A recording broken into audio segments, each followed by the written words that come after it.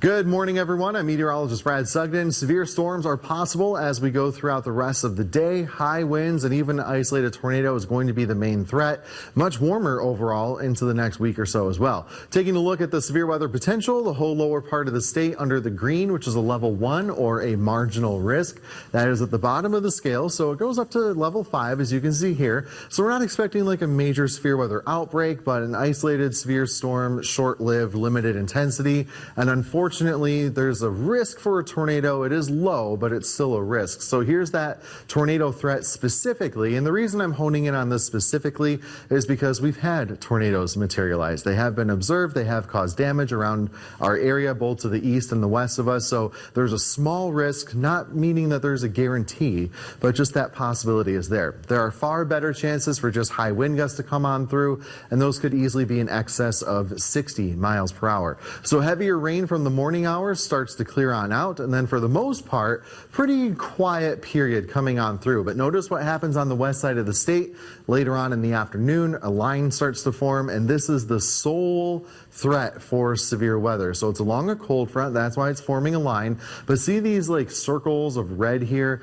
We call those, complicated term, but it's called a discrete cell. And that is going to be what could really create some intense winds, maybe some rotation for a tornado as well. The good news is though, I mean, by dinner time it's gone, and then we can sleep soundly for the rest of the night. Now looking a little further ahead into the day Wednesday, we'll start to clear things out later on after a cloudy start, but then hopefully those clouds will be parted again as we go throughout Thursday, allowing for more sunshine as well. Take a look at some of these rainfall totals. Could easily top over an inch in some areas, so we are going to have to watch out for the possibility for some localized flooding. Maybe eventually some of the creeks and streams get a little bit high, but shouldn't be too bad out there. We'll just have to see where the heaviest rain falls. As the storms come through, a brief spike up to about 60 degrees. Then get ready for a sharp cool down behind this cold front, down to about 30 for the overnight low, and into Wednesday we're talking maybe 40, 41.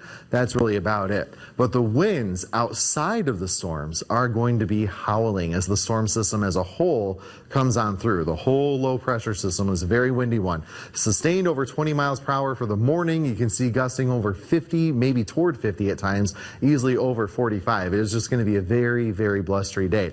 So like I said, the whole storm system, this whole swirl here is what's causing those winds outside of the thunderstorm threat. Then that system moves off to the north. Now notice we're not getting the big spill of cold air coming down from Canada. Winds turn back to the southwest pretty quickly once this passes. So we will have a little bit of a cool period, but it's not necessarily going to be cold for days on end behind the system. So again, warm thunderstorm threat later on toward the evening hours. Then looking at your 7-day, it is starting to look a little more spring-like. Daytime highs generally in the 40s up to the 50s by Friday, and there's that sunshine that we're expecting. Should feel pretty nice out those days. And into the weekend, upper 40s, lower 50s, very on par for what is normal this time of the year. We will start to bring in some clouds for Sunday. Notice once we get into Monday, another chance for some rain will start to move on through.